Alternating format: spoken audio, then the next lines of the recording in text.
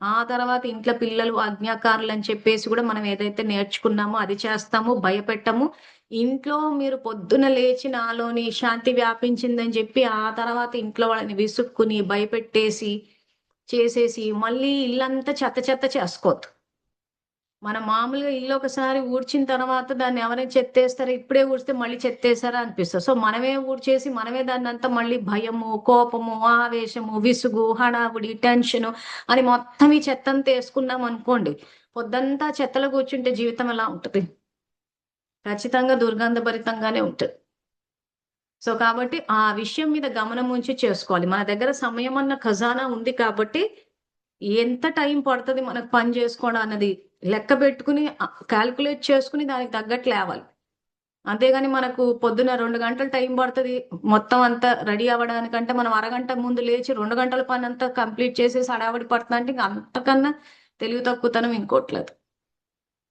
ఆ ప్లానింగ్ అన్నది ఉండాలి. ప్లస్ ఈ రకంగా చేస్తూ పోతే ఏమైందంటే మీకు అలసట అన్నది రాదు.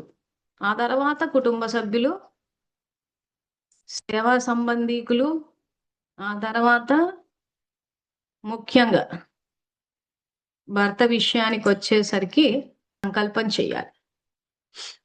ఇది ప్రాక్టికల్ లైఫ్. ఇప్పుడు అర్జున విషాద యోగం నుంచి అందుకే మేము ఎగ్జాంపుల్స్ ఇచ్చేటప్పుడు అందరికి అదే చెప్తున్నాము. మా ఇంట్లో అయితే ఇలా జరగదండి అనొద్దు. ఎవరి ఇంట్లో అయితే విషాదం ఉందో సంబంధాల పరంగా వాళ్ళకి చెప్తున్నాం.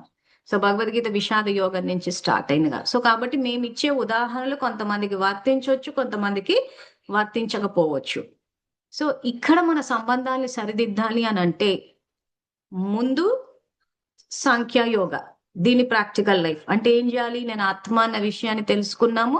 సో దాన్ని ప్రాక్టికల్ కి తెచ్చేటప్పుడు ఆత్మకు తండ్రి పరమాత్మ, ఆత్మకు టీచరు పరమాత్మ, ఆత్మకు శిక్షణ ట్రైనింగ్, ఇప్పుడు ఏదైతే భగవద్గీత ట్రైనింగ్ నడుస్తోందో అర్జునుడికి అంటే మనకిస్తుంది.